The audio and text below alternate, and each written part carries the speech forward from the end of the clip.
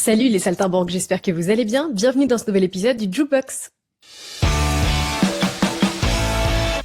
Aujourd'hui, je vais vous parler à nouveau du Festival des musicales de Normandie. Vous le savez, le Courrier Cauchois est l'un des partenaires cette année. Cette semaine, nous avons pu interviewer la soprano Marie-Laure Garnier qui était en concert à Côte-Bec-en-Caux hier, vendredi 14 août, accompagnée par sa pianiste Célia Oneto Ben Saïd. Marie-Laure Garnier a remporté la victoire de la musique en 2021 dans la catégorie Révélation artiste lyrique. Et cette semaine, elle nous explique que chanteuse lyrique, ce n'est pas un gros mot, mais justement une technique, une voix sans amplification. Si vous l'avez malheureusement manqué au musical de Normandie, elle donnera un concert à Paris en février 2027. Pour les musicales de Normandie, ça se poursuit tout le week-end à Côte-Bec-en-Caux et Villequier et une prochaine date est attendue à Saint-Romain-de-Colbosc.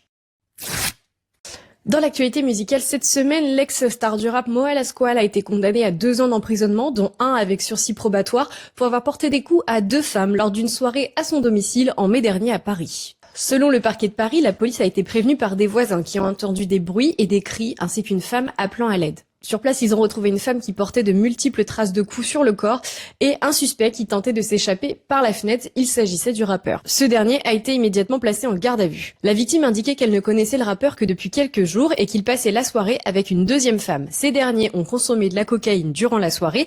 Ensuite, la deuxième femme s'en est allée. La victime raconte que le rappeur ne retrouvait plus sa Rolex et s'est donc énervé et s'en est pris à elle violemment. Des faits niés par l'homme de 31 ans qui a affirmé que la jeune femme s'était frappée elle-même dans le domicile. Moa Lasquale a déjà été condamné en juillet 2024 à 4 ans d'emprisonnement, dont 1 an avec sursis probatoire pendant 2 ans pour menaces, violences et séquestration sur conjoint ou concubin. Il avait été finalement libéré le 25 août 2025 après avoir effectué une partie de sa peine en détention provisoire avant son procès. Toutes ces actualités musicales et bien d'autres sont à retrouver dans notre journal de la semaine et sur notre site internet. En attendant, moi je vous laisse, je vais aller écouter un peu de musique et je vous dis à la semaine prochaine dans le Jukebox.